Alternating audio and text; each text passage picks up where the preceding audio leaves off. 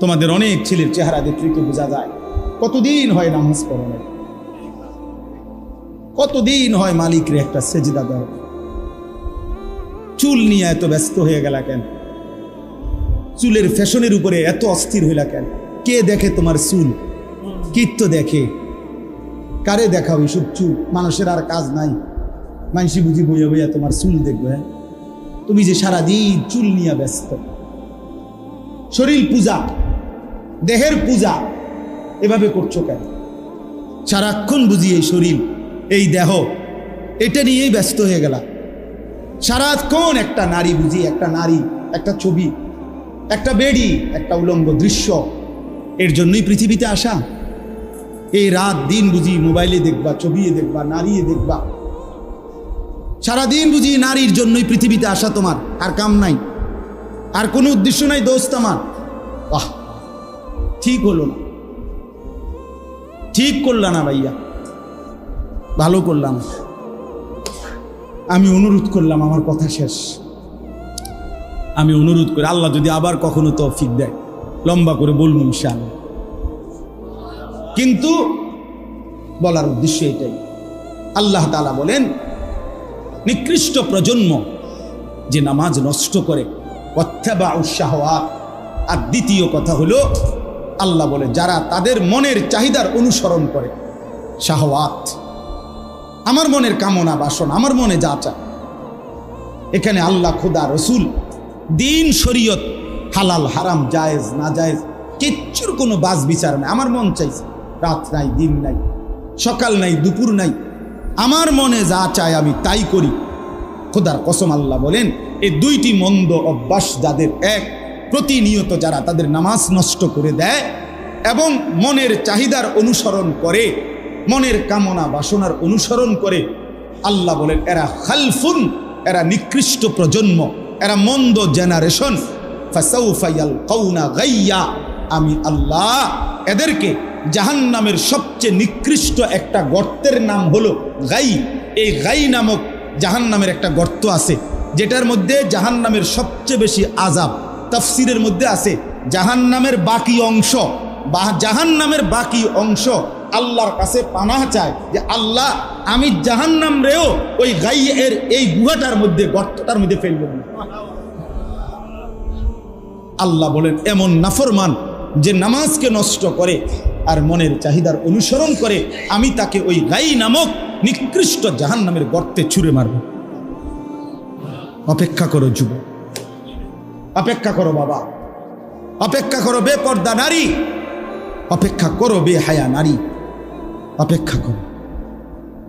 চলো মনের ইচ্ছা মতো চলো, রাত তো শেষ হয়েই যায় কোনো না কোনো ভাবে। সেজদার রাতও ভোর হয়, নেশার রাতও ভোর হয়।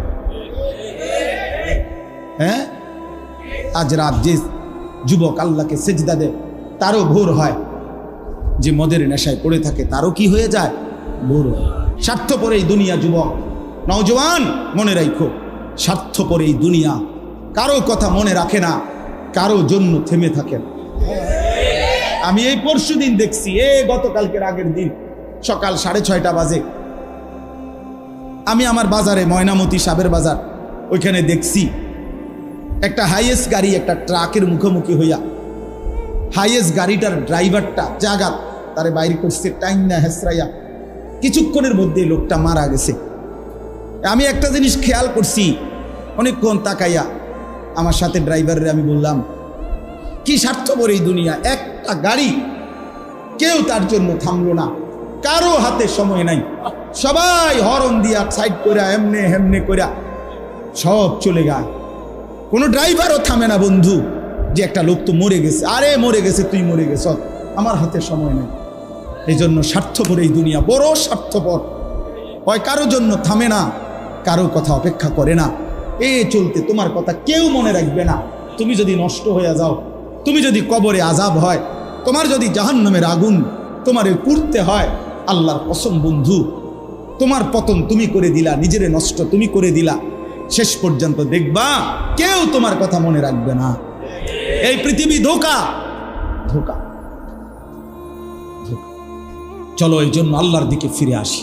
ইয়া আইয়ুহাল্লাযীনা আমানু আলাইকুম আনফুসাকুম, কোরআনুল কারীমের মধ্যে আছে, আল্লাহ তাআলা বলেন, হে ঈমানদারগণ, তোমরা সকলেই প্রত্যেকেই নিজেকে মজবুতভাবে আঁকড়িয়ে ধরো।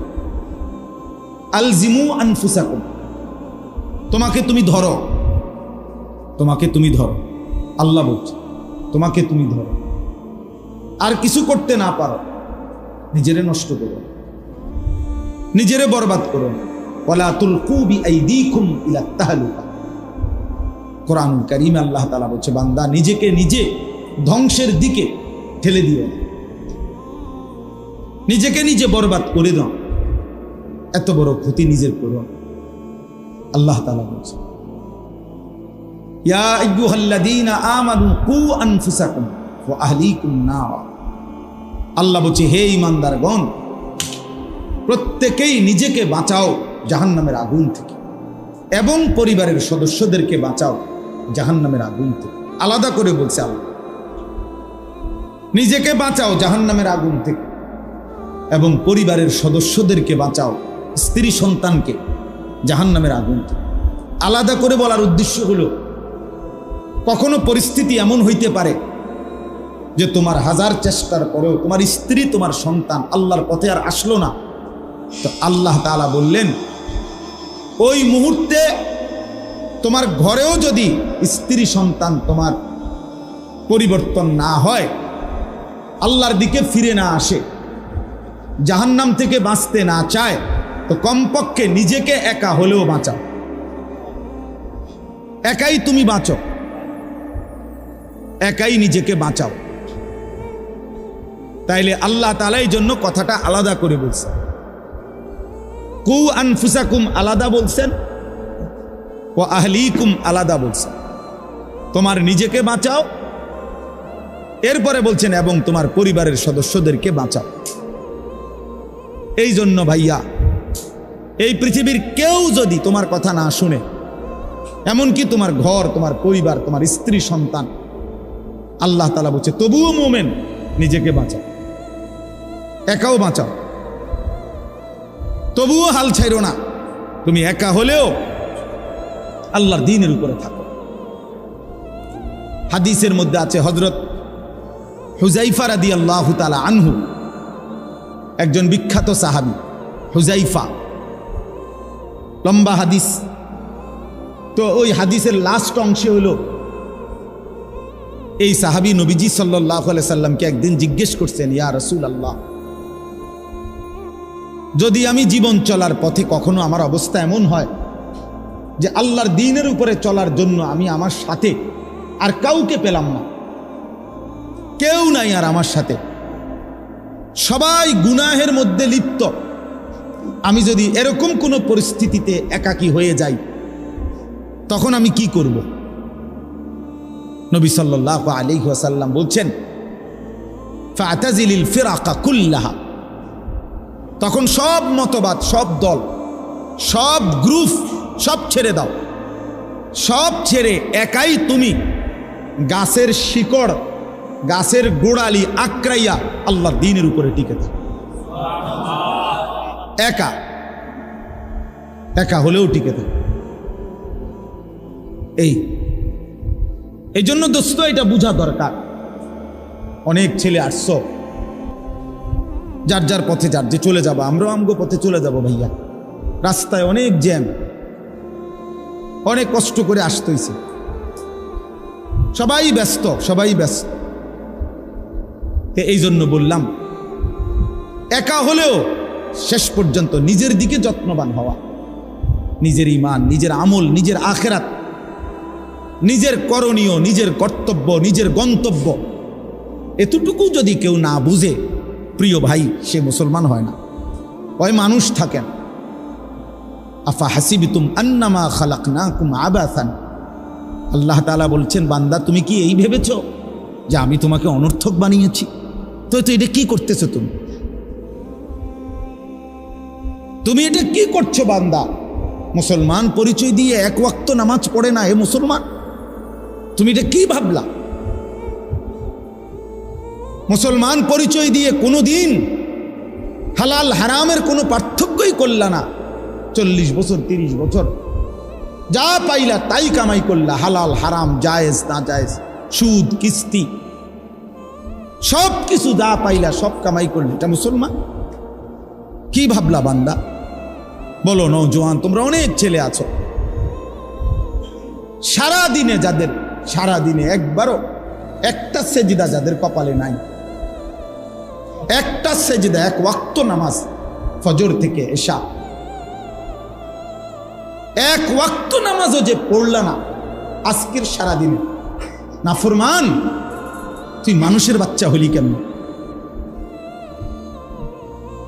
তুই কোন মার ঘরে জন্ম নিস? তোর মতো জানোয়ার কেমনে মুসলমান পরিচয় দিলি?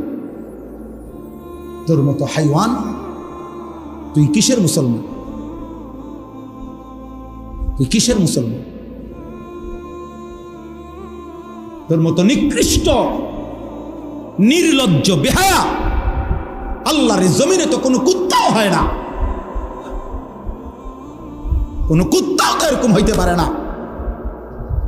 কুত্তারাও যদি আল্লাহ তাআলা সেজদার হুকুম দিত তো সে দিত, তাকে তো আল্লাহ সেজদার হুকুম দেয় নাই, এই জন্য সে সেজদা দেয় না।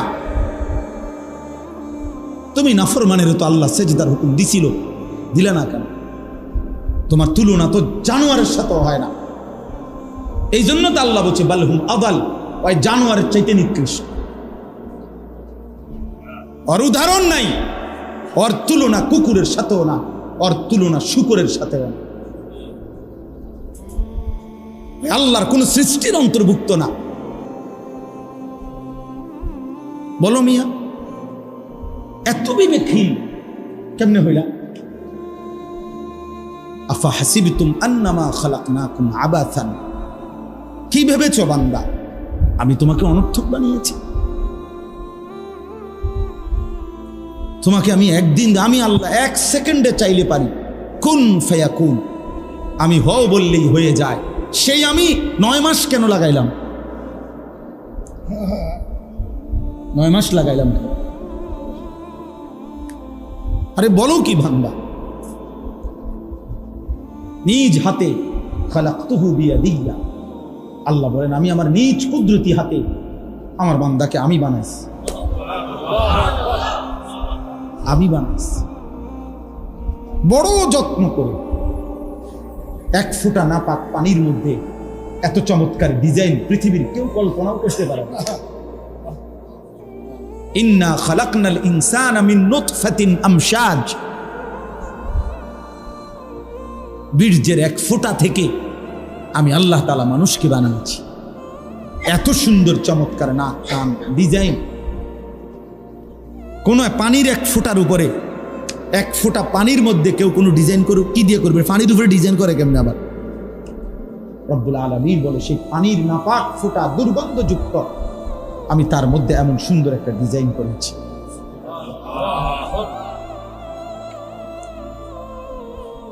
কেমনে ভুলে গেল? মা গাররাকা বিরব্বিকাল কারীম, আমার মতো মেহেরবান দয়ালু মাওলা 24 ঘন্টা যে তোমাকে অজস্র অগণিত নিয়ামত দিচ্ছি, এই আসমান জমিন, এই চাঁদ সূরজ আলো বাতাস, এক সেকেন্ড বান্দা এই বাতাস বন্ধ করে দিলে তুমি নিশ্চিহ্ন হয়ে যাবা। তুমি এই পৃথিবীতে নিঃশ্বাস ত্যাগ করে মৃত্যুবরণ করবা।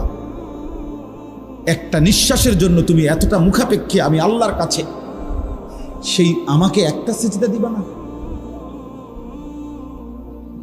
সেই আমাকে একবারও ডাকবা না? আফসোসের প্রিয় ভাই, আসলে আমি নিয়ম মাফিক বয়ান করতে পারি না। আমার ভাই, আমাদের অনেক আদরের ইউসুফ বিন ইকবাল, সে চমৎকার বলতে পারে। কোনো একটা বিষয় নিলে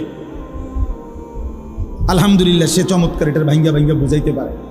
ওই বিষয়ের যত কিছু আছে সব সে বলতে পারে, যার কারণে আমরা নিজেরাও তার বয়ান শুনি।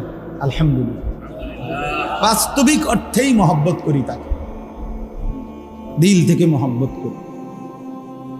কিন্তু আমি এগুলো কইতারি, আগে যাও চেষ্টা করতাম, এখন আর পারি। এত ছেলে দেখলে আমার মাথা গরম হয়ে যায়।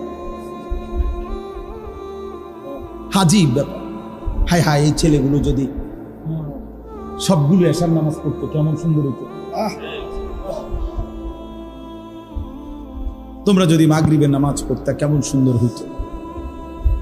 বেঈমান কি পরিমাণ ভয়ে কাঁপত যে হায়, মুসলমানের যুবক মসজিদে ঢুকে গেছে, মুসলমানের বিজয়ের পতাকা উড়ে গেছে,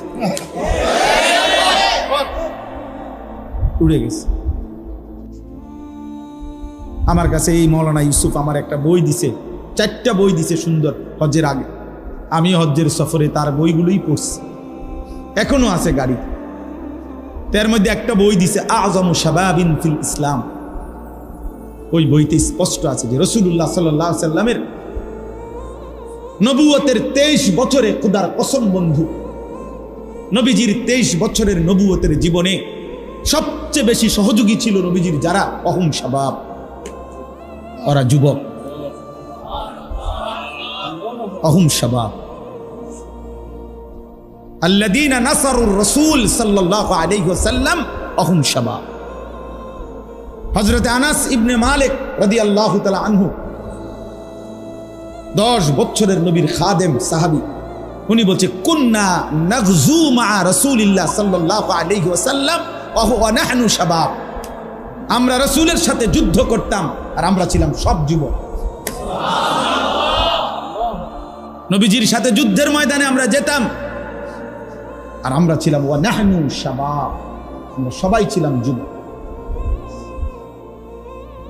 সবাই ছিলাম নওজোয়ান।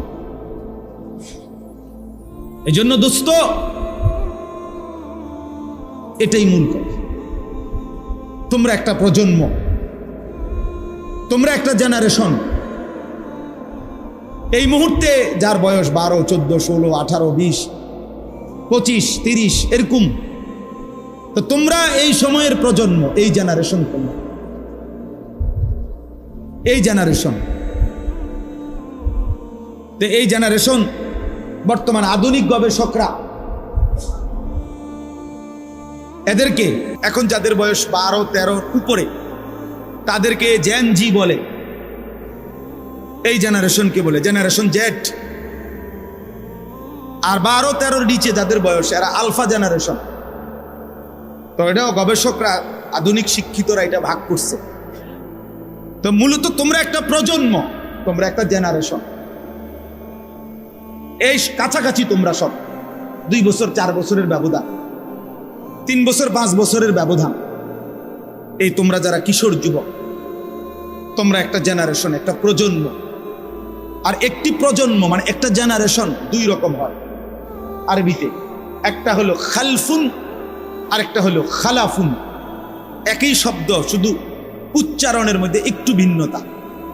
মাঝখানে একটা লাম আছে, এই লামটার মধ্যে যদি সাকিন হয় তাহলে হলো খালফুন, আর যদি লামের মধ্যে জবর হয় তাহলে হলো খালাফুন, আরবি শব্দ।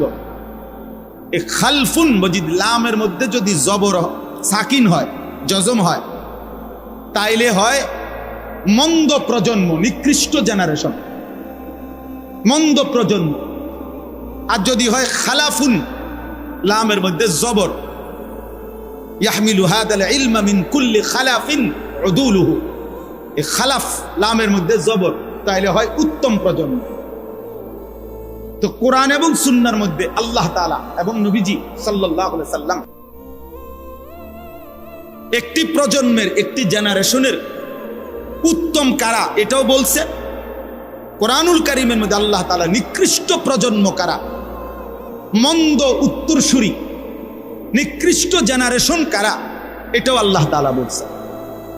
তো আমি সূরা মরিয়ম 17 নম্বর পারা 19 নম্বর সূরা, সূরা মরিয়ম, এই সূরার 59 এবং 60 এই 2টা আয়াত পড়ছি।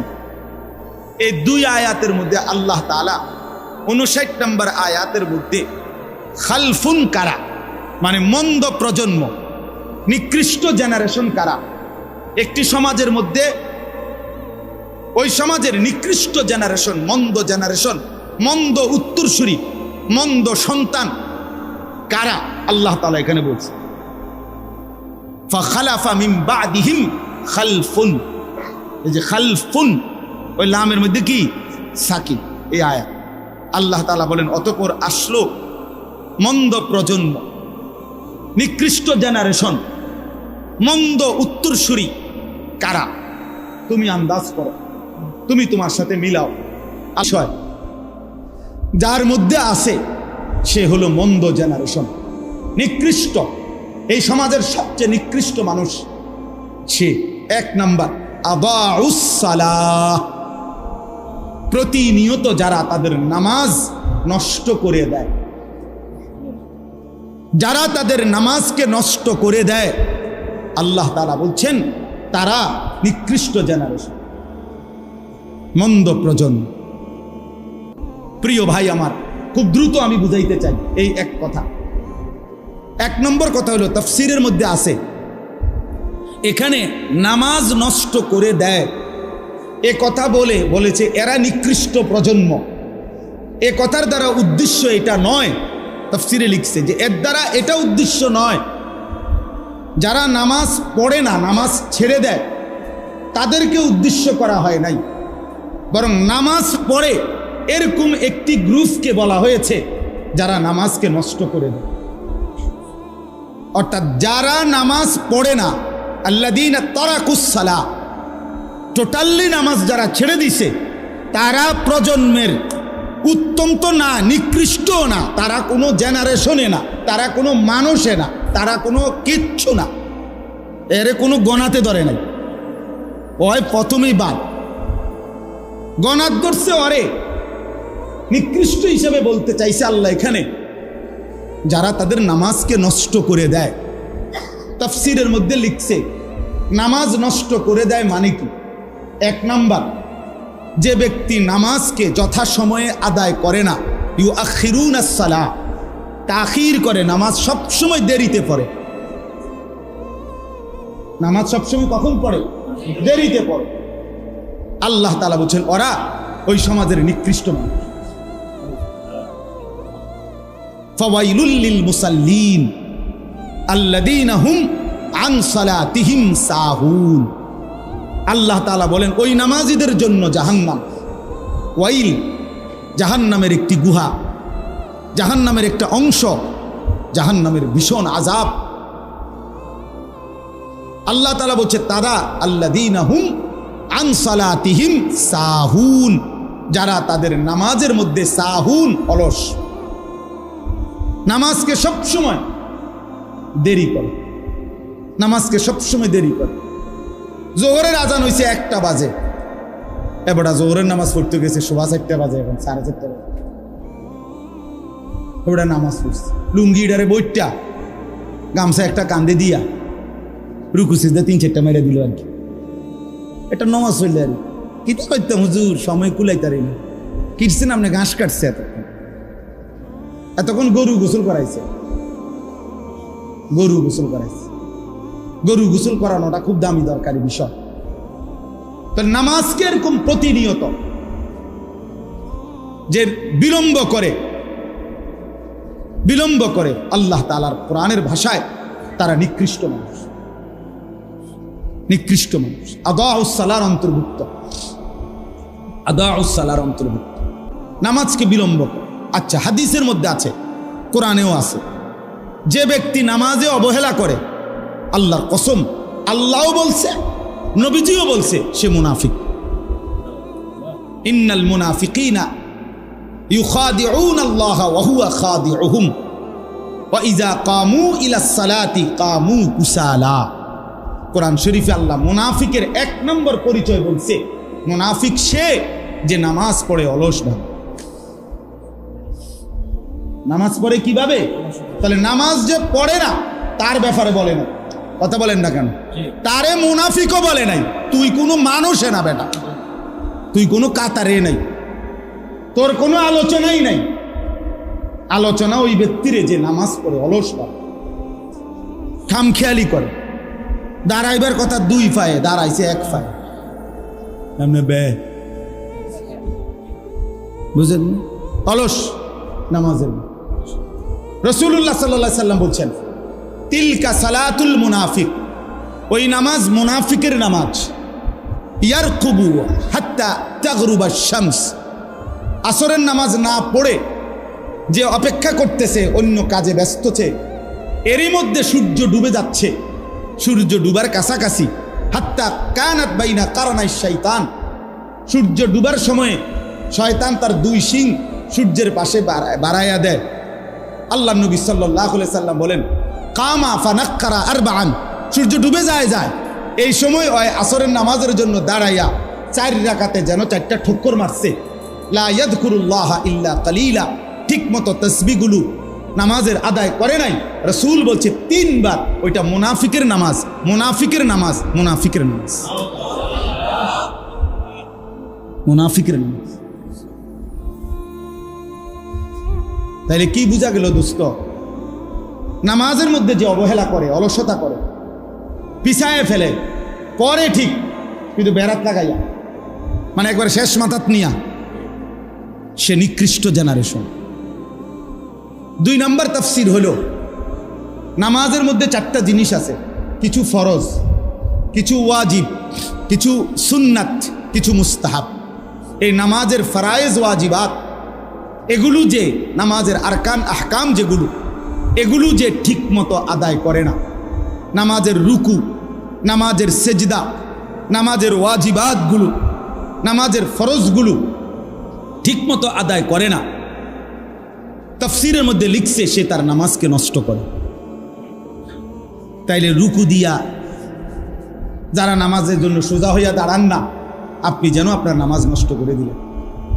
সেজদা একটা দিয়া, একটু মাথা আলগি দিয়া আরেকটা মারে সেজদা, এমন ভদ্রলোক নাই? ওই তার নামাজ নষ্ট করে দিয়েছে। তাফসীরের মধ্যে লিখছে হযরত হুযায়ফা রাদিয়াল্লাহু তাআলা আনহু, তিনি একদিন এক লোককে, সাহাবী হুযায়ফা, যার নাম একটু আগে একবার বলছি, তিনি একজন লোককে দেখছে ওনার সামনে, সে নামাজ পড়ছে। নামাজ পড়ার পরে উনি তাকে ডাক দিয়া বলছে, এই যে এখন তুমি যেভাবে নামাজ পড়লা, এভাবে যে কত বছর ধরে নামাজ পড়ো? তাফসীরে মাআরিফুল কোরআনে এখন গিয়া দেখেন আছে লেখা। উনি জিজ্ঞেস করলেন, তুমি এভাবে আজকে কতদিন নামাজ পড়ো? সে বলছে, আজকে 40 বছর আমি এভাবেই নামাজ পড়ি। আল্লাহর কসম, হযরত হুযায়ফা সাহাবী বললেন যে, শোনো, তুমি শুনে নাও এ কথা, নিশ্চিত গত 40 বছর তুমি কোনো নামাজ আদায় করো নাই। সরাসরি তাফসীরে আছে, গত 40 বছর তুমি কোনো নামাজ আদায় করো নাই, তোমার রুকু হয় নাই, তোমার সেজদা হয় নাই, তোমার নামাজের ফরায়েজ ওয়াজিবাত ঠিকমতো আদায় হয়। আপনাদের যাদের সূরা কেরাত অশুদ্ধ, আপনারা নামাজের কি হালত? আপনারা যারা আত্তাহিয়াতু শুদ্ধ করতে পারেন না, আপনাদের নামাজের কি হালত বলেন?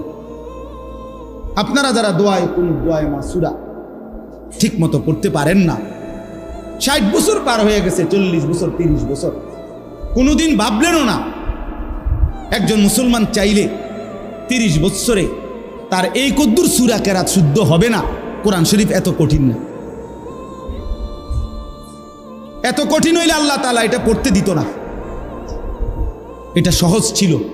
ওয়ালাকাদ ইয়াসসারনাল কোরআন, আল্লাহ বলছে আমি কোরআনকে সহজ করে দিয়েছি, লিযিকরি, বুঝার জন্য, শেখার জন্য, অনুধাবন করার জন্য। অতএব আপনি ইনসাফ করেন। বয়স্ক বাবা যারা আছেন, বাবা আপনাদেরকেও বলি, কিশোর যুবক ভাই তোমাদেরকেও বলি, প্রিয় ভাই, যারা নামাজের এই আরকান আহকাম, নামাজের ফরায়েজ ওয়াজিবাত, আদাব শারায়েত ঠিক মতো আদায় করে না, তারা নামাজ নষ্ট করে, তারা নিকৃষ্ট মানুষ।